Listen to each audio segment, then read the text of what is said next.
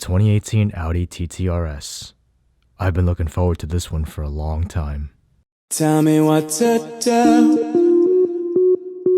Show me how to feel. Under your control. Everything is real. So hit me.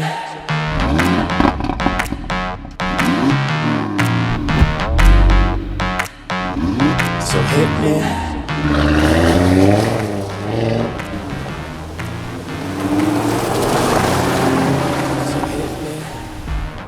There's a lot to like about the Audi TT RS, but I'm not gonna lie, I'm biased because I'm in love with the color of this car. When I was a kid, I always wanted a Murcielago in the shade of gray. Audi calls it Nardo gray, and it's a really stunning color in person. But I can't get over the fact that Audi TTs have always looked like squished R8s. They're more cute than mean. At 165 inches, it's only half a foot longer than my Barth Spider, but somehow, they managed to cram back seats over there. It's got all-wheel drive, a dual-clutch gearbox, and a gnarly-sounding 5-cylinder turbo. And yeah, it does sound pretty good. But this one's not stock either.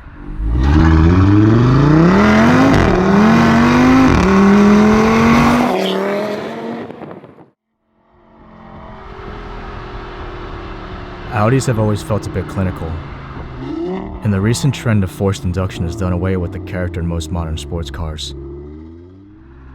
But man, this car sounds good in boost.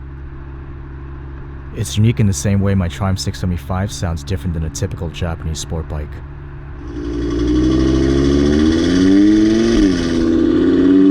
It can be a little raspy at times though, and the dual clutch gearbox makes it all very enjoyable.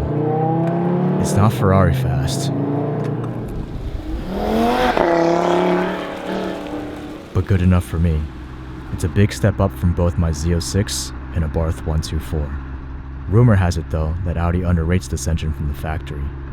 It makes the advertised 400 crank horsepower, or 350 to the wheels on 91 octane. But throw some 93 in there and you'll see close to 370 wheel horsepower, or a theoretical 420 to the crank. But underrating engines is something that German automakers have been doing for years now.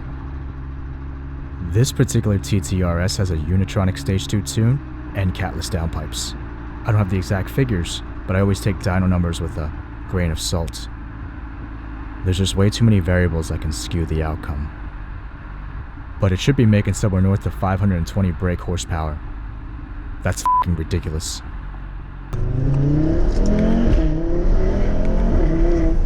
You know you're fast when you can brake traction in second gear with all-wheel drive. But I'm curious how it'd stack up on my fast list. Maybe you can even make it to the 60 to 130 board. Not today though. We still have a lot to cover. Previous Audi TTs all looked very bubbly, and this one's no different. The front end is the only real redeeming part of the exterior. The battleship gray and black accents make it feel sort of like a baby R8. I would swap out these wheels though. You probably noticed by now that I keep comparing this car to the R8. That's because after Audi abandoned the V8 power plant, there was nothing to fill the void between the boring lineup of sedans and their fancy V10 supercar.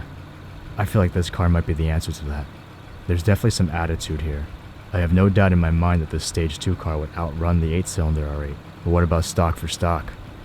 Too bad I'll probably never find out, because I don't have any friends with R8s. So I normally don't do this kind of thing where I talk about the interior of a car, but I love it. It's elegant, yet simple enough to not distract me from the things I need to press, like the start button and this go faster button. Everything I need is front and center here in the digital dashboard, including the navigation. The tachometer has 2 cluster styles, and even though it's not as detailed as my Z06, it's more responsive, and the shift light setup actually works really well. The seats are great too. They're snug, and they keep you tucked into the most demanding corners. I just like how driver-centric it is in here. If I had to change something, it'd probably be these flappy paddles. They feel cheap, like they belong in a Volkswagen, and they definitely don't inspire confidence when changing gears. Anyway, enough of me rambling. Let me just go drive this thing some more.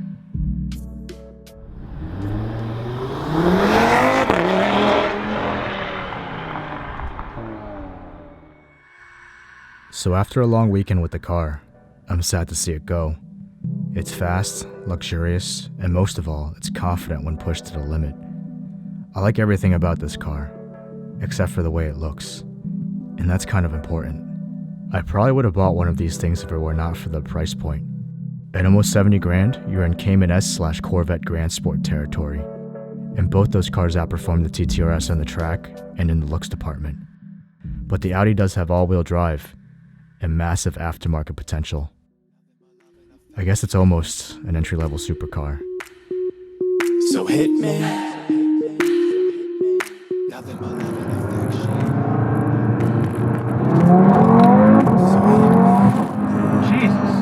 Hands tied, mouth shut, eyes wide. Baby, I'm yours.